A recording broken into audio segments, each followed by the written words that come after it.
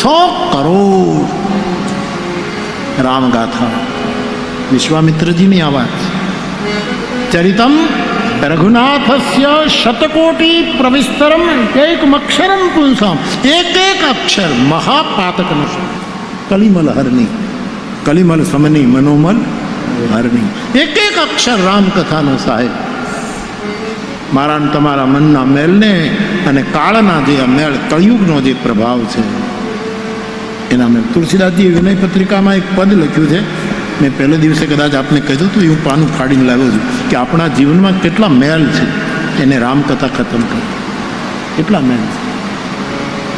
અને મેલનો જન્મ તુલસીદાસજીએ લખ્યું છે મોહ છે. મોહમાંથી મલ ઉત્પન્ન થાય. આવું તુલસી પદ છે. મોહ જનિત મલ લાગ વિવિધ વિધિ. વિનય પત્રિકાનું 82 પદ નંબર 82. ઠીક હે, બરાબર. મોહ જનિત મલ લાગ વિવિધ વિધિ કોટી હું બદન ન જાય. મોહથી ઉત્પન્ન થયેલો અનેક પ્રકારનો મલ અમારા હૃદયમાં લાગ્યો છે. કેટલાય પ્રયત્નો કરીએ પણ એ મલ નીકળતો નથી. જન્મ જન્મ અભ્યાસ નિરત ચિત્ત. મારું ચિત્ત જન્મ જન્મથી અભ્યાસ કરે છે, અભ્યાસ કરે સતત. સંસ્કૃતમાં અભ્યાસની મને એક નોંધ આપવામાં આવી. સંસ્કૃતમાં અભ્યાસ શબ્દનો અર્થ થાય છે વારે વારે તીર ચલાવવું, જ્યાં સુધી લક્ષ્યભેદ ન થાય. વારે આ મૂળ અર્થ સંસ્કૃતમાં અભ્યાસનો આ છે. પછી તો આપણે ચોપડીનો અભ્યાસ ને, વર્ગનો અભ્યાસ ને, આ અભ્યાસ ને, એ તો પછી અર્થ વિસ્તાર છે.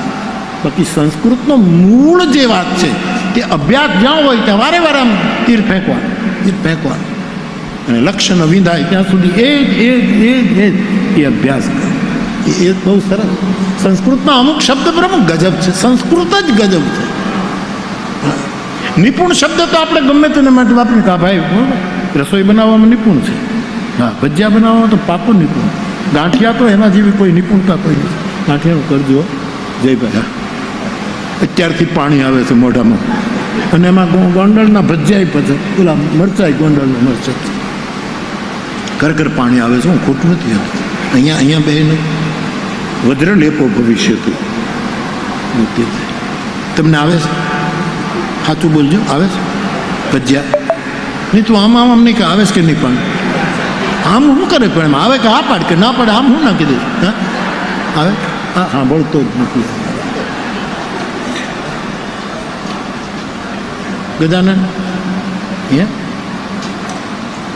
આવી રીતે કાંઈ કથાઓ હોતી હોય છે. માણસની સહજ ગતિ હોવી જોઈએ. મારી વ્યાસપીઠથી ઘણાય પ્રેરણા લીધી હશે, પણ મેં કોઈથી પ્રેરણા નથી લીધી. મારું વહેણ, મારા દાદાએ જે રીતે ધક્કો માર્યો એ રીતે આગળ જે સમયે સાહસનો અર્થ સંસ્કૃતમાં નિપુણ. પેલા નિપુણ કહ્યું. નિપુણનો અર્થ આપણે કહીએ ને ભાઈ બહુ નિપુણ છે, બોલવામાં નિપુણ છે, આમ છે, રસોઈ કરવામાં નિપુણ છે. પણ નિપુણનો અર્થ છે એને જ નિપુણ કહેવાય સંસ્કૃતમાં જેને બહુ પુણ્ય કરી આવો. પુણ્યવાન હોય એ જ નિપુણ.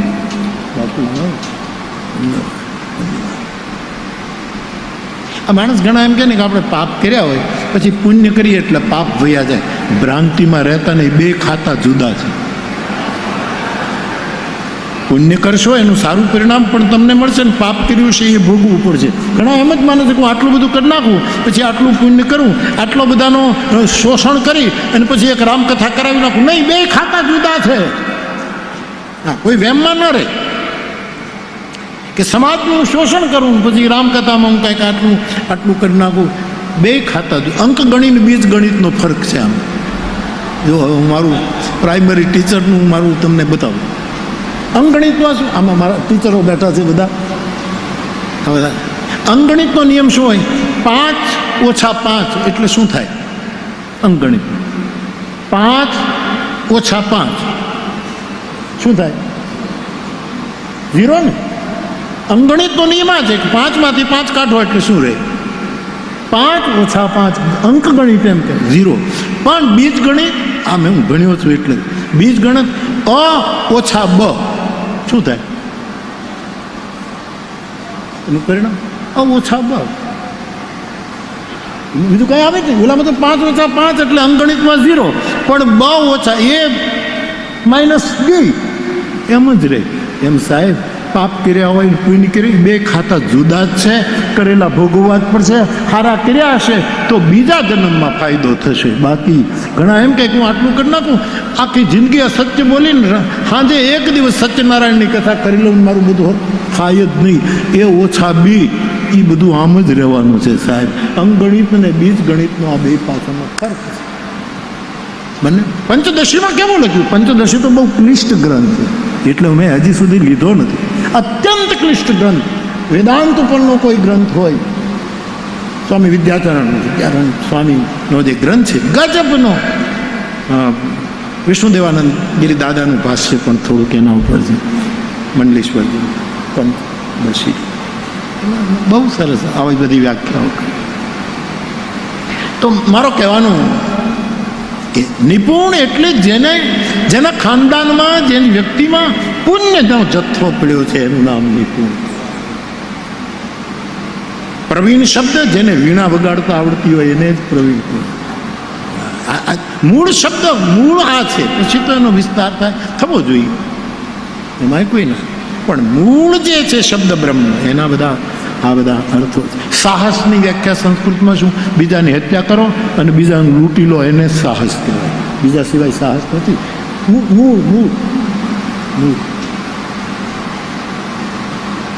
કોઈ પણ માણસ હત્યા કરી નાખે એણે સાહસ કર્યું છે.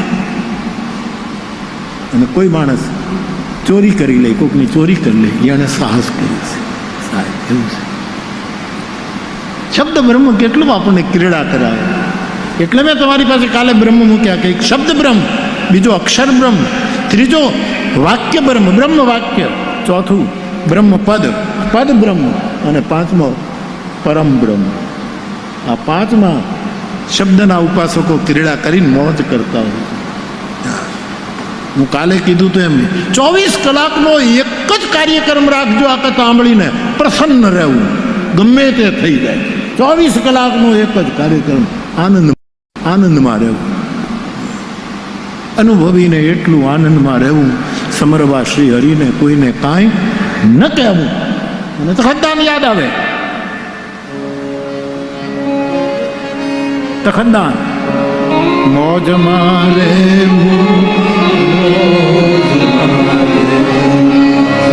મોજ મારે. પણ અગમ યગોચર અલખ ધણી, અગમ અગોચર અલખ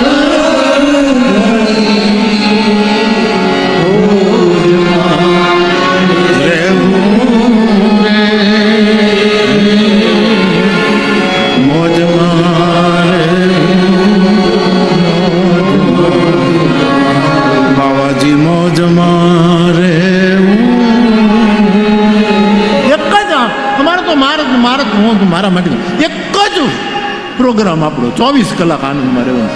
જે ખાવું એ થાય, દુનિયાને જે કહેવું હોય કે, દુનિયાને જે કરવું એ કરે. આપણે આપણી પ્રસન્નતા, કારણ કે જગતગુરુ શંકરાચાર્ય કહે છે પ્રસન્ન ચિત્તે પરમાત્મા દર્શન. જેનું ચિત્ત પ્રસન્ન રહેશે એને પરમાત્માના દર્શન થશે. હવે આના કરતાં સહેલો ઉપાય આનંદ. પણ ઘણા લોકો મોજમાં રહી શકતા જ. મારા સુરેશભાઈ દલાલ કહેતા ઘણા લોકો બેહે તો બેહણું, ઉઠે તો ઉઠમણું. સુરેશભાઈ તો પ્રાસમાં બોલે વધારે. એવા માણસો બેસે તો બેસણું હોય, બેસણામાં બેઠો હોય એમ બેઠો, ઊભો થાય જાણે ઉઠમણામાં બેઠો. જીવી લો મારા બાપ, જીવી લો. એ વેજા જીવી લો મારા બાપ. આ જીવવાનો આ સમય આવ્યો. સમય નથી, અવસર આવ્યો છે. આ અવસર આવ્યો. લોહ લંગરી બાપુએ અવસર મને તમને આપ્યો છે. અમે જીવી દઈએ. એક જ સૂત્ર, આનંદમાં રહેવું. જે થવું એ થાય. બીજાની ટીકા ટિપ્પણીથી આપણો આનંદ ન ગુમાવાય. આપણે મોજમાં જ રહેવાય. સૌને છે ને, તમે જુઓ સાહેબ, માણસ જાણે ને, એક વખત જાણે તો ભૂલ ન કરે, પણ જાણ્યા વગર જે ભૂલ કરે ને એને માફી જ અપાય, એને માફી જ અપાય. આજ પણ આપણે ક્યાં ઓલા ટાપુ ઉપર ક્યાં કથા કરવા ગયા હતા? લક્ષદ્વીપ ને ત્યાં ગયા હતા. એનાથી પછી જે બીજા ટાપુ છે મેં જાણ્યું ત્યાંથી, ત્યાં એવા આદિવાસી કોઈ માણસને ત્યાં પ્રવેશ જ કરવા દેતા નથી. એકાદ કોઈ બ્રિટિશ કોઈ વિદેશી પત્રકાર ગયો તો મારી નાખ્યો નથી. ભારત સરકાર મંજૂરી આપતી નહીં, જાય તો એ લોકો મારી નાખે. એ લોકોને એક પત્રકાર ગયો સાહસ કરીને, સાહસનો અર્થ સંસ્કૃતમાં જુદો છે પણ ગયો, અને એ કંઈક પોતાના દેશને માહિતી આપતો હતો ને એના ફોન આમ લગાડી. એટલે પેલા તદ્દન મૂળ આદિવાસી કોમ, એ લોકોને બહુ નવાઈ લાગી કે આ હાથમાં પકડીને કોની સાથે વાત કરે, આ કોની સાથે, આ શું છે? કારણ કે એને જાણ્યું જ નથી. અને જો એ જાણી લે તો એ વાતો કરો. અમુક વસ્તુ આપણે જાણી નથી એટલે આપણને વહેમો જાગે છે, આપણને અનેક પ્રકારની વિચારણા. તમે એક વખત જાણી લો. મારા માનસે જ ચોપાઈ લખી છે, જાણે બિનું હોય પરતીથી. જાણ્યા વગર ભરોસો નહીં આવે. પહેલા જાણી લો, પ્રભાવમાં નહીં, નજીક જઈને સ્વભાવ જાણી લો. સ્વભાવ જાણે બિનું હોય પરતીથી, બિનું પરતીથી હોય નહીં પ્રીતિ, પ્રીતિ વિના નહીં ભક્તિ દ્રઢા. આ તુલસીએ પ્રોસેસ બતાવી, જાણી લે. તો બાપ આપણે જેને મોબાઈલની ખબર, અમારા ગામમાં પહેલી વાર રેડિયો આવ્યો, હું નાનો હતો, 7-8 વર્ષની ઉંમર હશે, ને પંચાયતમાં પહેલી વાર રેડિયો આવ્યો, ગામના ચોરા ઉપર રેડિયો મૂક્યો, સમજ્યા? એમાં આ મારો પોતાનો અનુભવ. તે અમારી શેરીમાં એક ખેડૂતના ધર્મપત્ની, અમે એના ભાભી કહેતા, એ પાણી ભરવા ગયા ગઢને કૂવે, અને એ ચોકમાં અમારી પંચાયત કચેરી છે, ત્યાંથી બાજુમાં જાઓ એટલે ગઢનો કૂવો છે. એ બેન પાણી ભરવા ગઈ ને અહીં રેડિયો મૂકાણો, પહેલું વહેલું એ રેડિયો કંઈક ચાલુ થયો અને એમાં કંઈક છોકરાને રડવાનો અવાજ આવ્યો. ખબર નહીં શું સ્ટેશન મળી ગયું. એમાં ઓલી બેન પાણી ભરીને આવી અને એટલી ગભરાઈ ગઈ. હું રામજી મંદિરના ખૂણે બેઠો હતો. મને કહે, મોરારી બાપુ આ પંચાયતવાળાને, આ સરપંચને આ બધા શું કરે છે? કંઈક એવું ડબલું બાંધ્યું છે, એમાં એક છોકરું પુરાઈ ગયું છે, બહુ રડે છે, બાપુ તમે જાઓ એ છોકરાને બહાર કાઢો. એને રેડિયાને જાણ્યો નથી એટલે એને એમ લાગે છે કે કોઈ બાળક પુરાય, પણ એને ઘરે થોડુંક એ સમજતી થાય, થોડોક એને, અને એને બુશનો રેડિયો એને ઘરે પકડાવી દો, કાંઈ વાંધો જ નથી. જે નથી જાણતા ને એને તકલીફ છે. એક વાત જાણી લેજો તો પછી ખ્યાલ. સ્વભાવ જાણવો, પ્રભાવમાં ન જવું, તો પછી વાંધો નથી આવતો. એક જ મુદ્દાનો આપણે ગોંડલવાસી ભાઈ બહેનો, હા આટલા આજુબાજુ મોજમાં રહેવું, ગમે તે થાય આનંદમાં રહેવું. દુનિયા શું કરી નાખે, શું કરી નાખે. આપણા રમૂજી આ નથી કહેતા કે એક ભાઈએ 5,000 રૂપિયા એક ભાઈ પાસેથી ઉધાર લીધેલા. એનો ફ્લેટ અહીંયા, આનો ફ્લેટ અહીંયા, બારી ખુલે એટલે આમ 2 જણા દેખાય, અને જેણે ઉધાર લીધા હતા એ બારી આમ ખોલે એટલે ઓલો જે માંગણ જેની પાસે એ તરત જ બારીમાં કહ્યું, કાલે 5,000 આપી દેજો. હા હું તને કહું છું. એટલો આમ હાથ કરે ને થોડોક વધારે હાથ કરે તો અડી જાય. એટલા બાજુમાં જમીનના પ્લોટના અભાવે એટલા નજીક પ્લોટ હતા. બધું મારે ધ્યાન રાખવું પડે ને, નહીં તો એટલો બધો હાથ. તું પૈસા કાઢી નાખજો, નહીં તો કાલ પછી જોવા જેવી થશે. બિચારો એટલો દુઃખી, બારી ખોલી નથી ને ઓલો તરત જ આવે પૈસા આપી દે છે. એની પત્નીએ પોતાના પતિને કીધું, પણ આટલા બધા ડરો છો શું કામ? મને બીક લાગે. એ એમ કહે છે, કાલે હું તું જોજે પૈસા આપી દેજે. તો કે હવે 1 મિનિટ તમે ઉભા રહો, બારી ખોલો, પછી તમે અંદર વયા જાઓ. એ બારી ખોલી, એનો અવાજ થયો એટલે ઓલો પાછો બારી ખોલીને આવ્યો, પૈસા આપી દેજો. એટલે ઓલી બેને શું કીધું, તમારાથી થાય એ કરી લેજો, નથી આપવા.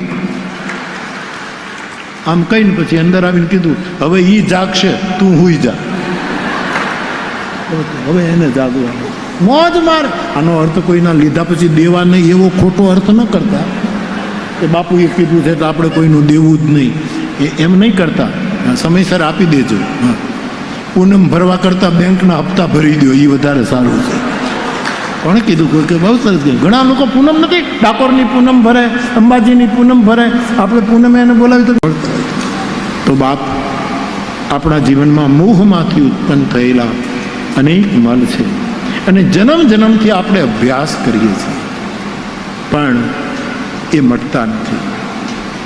અને અભ્યાસનો અર્થ મને સંસ્કૃતમાં મળ્યો એ કહેવા માટે મેં આપને આ પ્રવીણને, નિપુણને, સાહસને, આ બધા શબ્દો જે અભ્યાસને, એ જે સંસ્કૃત ગજબ છે, અદ્ભુત.